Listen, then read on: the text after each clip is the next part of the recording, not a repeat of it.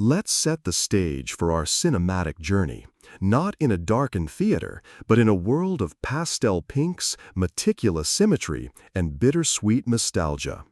We are checking in to the Grand Budapest Hotel, a masterpiece directed by the singular visionary Wes Anderson.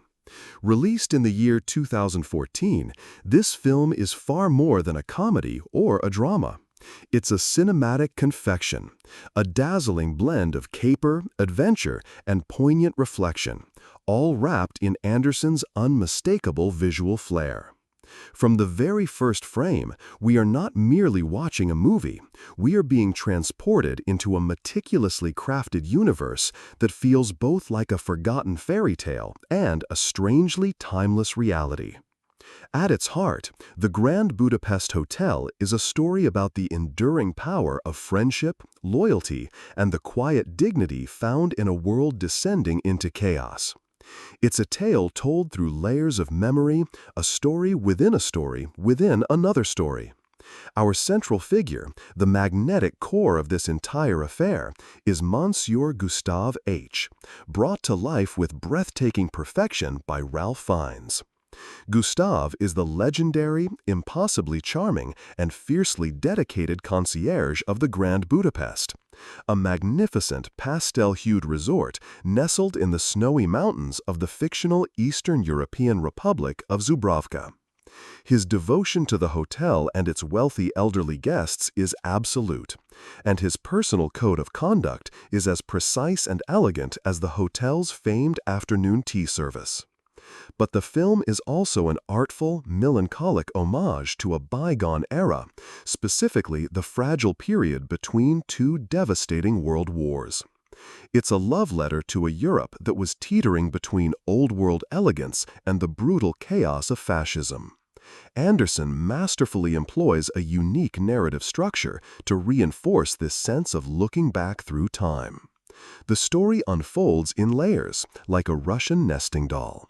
We begin with a young woman in the present day reading a book. The book's author then recounts his visit to the dilapidated hotel in the 1960s, where he meets its enigmatic owner, Mr. Zero Moustafa.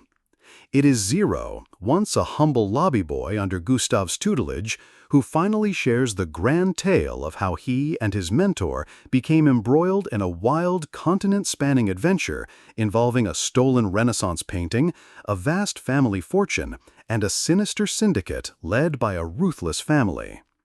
Let's now follow the intricate threads of this remarkable plot.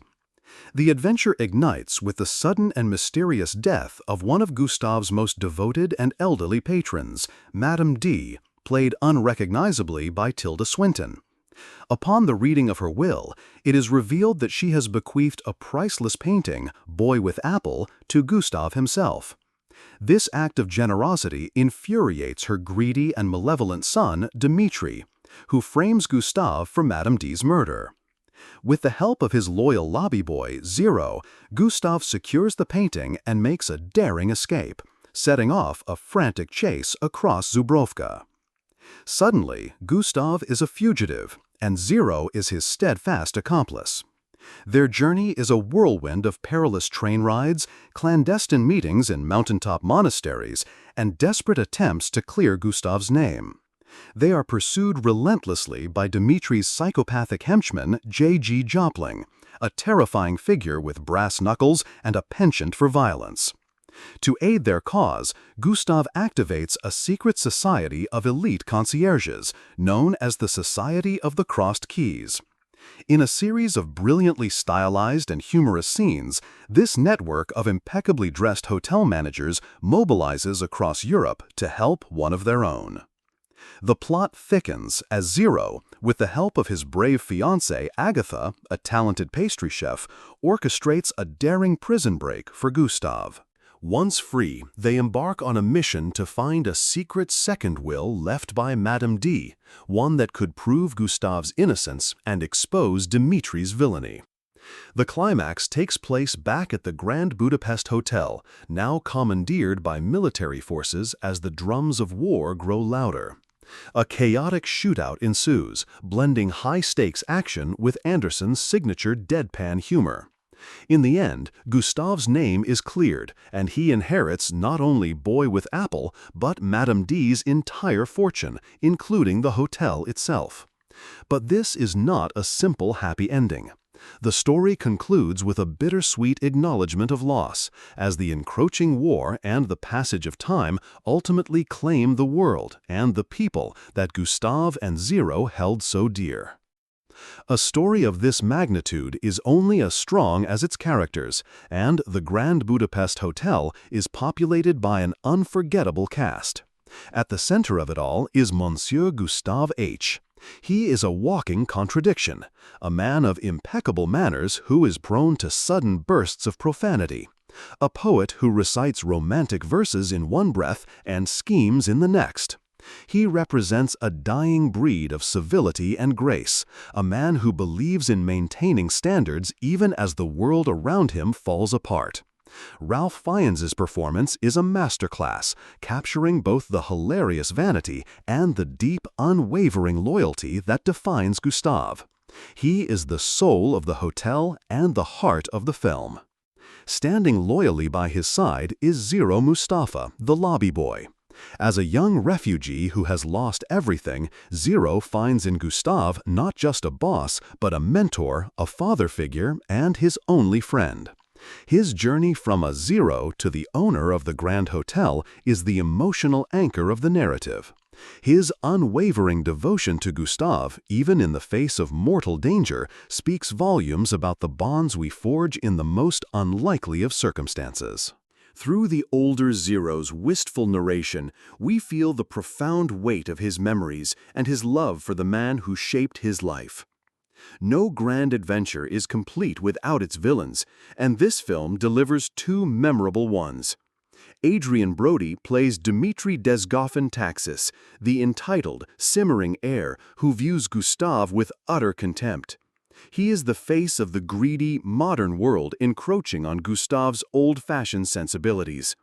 But the true physical threat comes from his enforcer, J.G. Jopling, portrayed with chilling menace by Willem Dafoe.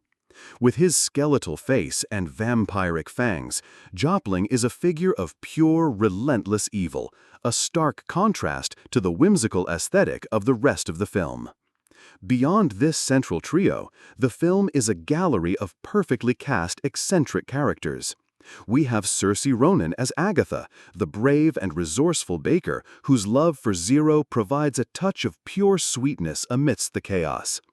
There's Jeff Goldblum as the ill-fated lawyer Deputy Kovacs, and a parade of Anderson's regular collaborators, including Bill Murray, Owen Wilson, and Jason Schwartzman, who appear as members of the Society of the Crossed Keys.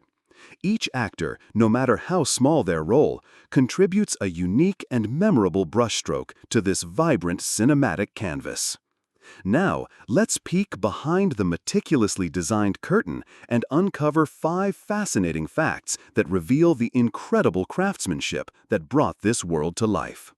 First, the film ingeniously uses 3 different aspect ratios to signify its different time periods. The scenes set in the 1980s are shot in a widescreen format. The 1960s segments are presented in an anamorphic widescreen, popular in that era. And the main story, set in the 1930s, is filmed in the almost square Academy ratio of 1.37 to 1. This subtle visual cue helps the audience navigate the layered timeline and immerses us in the cinematic language of each period. Second, the magnificent Grand Budapest Hotel itself was not a single location. The stunning pink exterior was actually an intricate 9-foot-tall miniature model.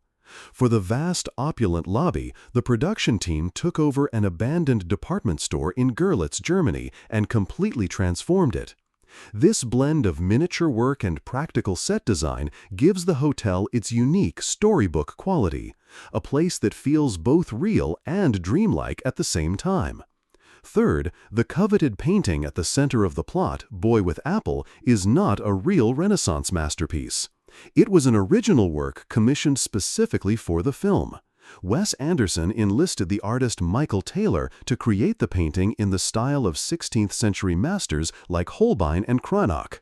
The result is so convincing that it feels like a lost treasure, adding another layer of handcrafted detail to the film's rich tapestry. Fourth, to foster a sense of camaraderie and a theatrical ensemble spirit, Wes Anderson had the entire cast and crew live and eat together in the same hotel in Görlitz during the shoot. Actors would have their makeup done in the hotel lobby and walk to the set together. This communal living arrangement created a unique, collaborative atmosphere that is palpable in the on-screen chemistry between the performers. And fifth, the film's spirit and melancholic tone were heavily inspired by the writings of the Austrian author Stefan Zweig. Anderson has stated that Zweig's memoirs and novels, which often lamented the loss of a more civilized pre-war Europe, were the primary influence on the story's themes of nostalgia, lost worlds, and the preservation of humanity in the face of barbarism. Or perhaps it was the quiet loyalty of Zero Moustafa, whose journey from lobby boy to storyteller forms the film's emotional core. Or maybe one of the fascinating facts about the film's creation, like the changing aspect ratios or the custom-made painting, was what truly captured your imagination. Let us know in the comments below which character or fact you liked the best and why. Your perspective is the final, most important part of this story.